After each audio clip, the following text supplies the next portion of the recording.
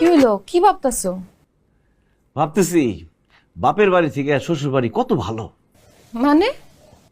মানে তুমি বুঝতেছো না?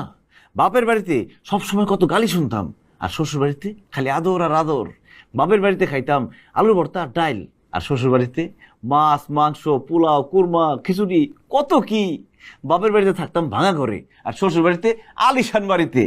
বাপের বাড়িতে সবসময় সবাই আমার অপমান করতো, আর শ্বশুর বাড়িতে খালি সম্মান আর সম্মান। আহারে, কেন যে শ্বশুর বাড়ি বাপের বাড়ি হলো না। না না, আমি সিদ্ধান্ত নিয়ে ফেলাইছি। কি সিদ্ধান্ত নিছো?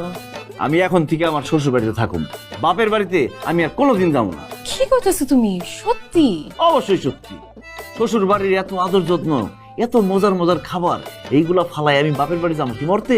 কিন্তু তোমার মা বাপ ভাই ভাবি সবাই আমারে দিয়ে যে কত কাম করাইতো, আমাদের খারাপ ব্যবহার করতো, সেটা কি হইব? তার প্রতিশোধ আমি নিব। কাল খাই আমি আর তুমি আমার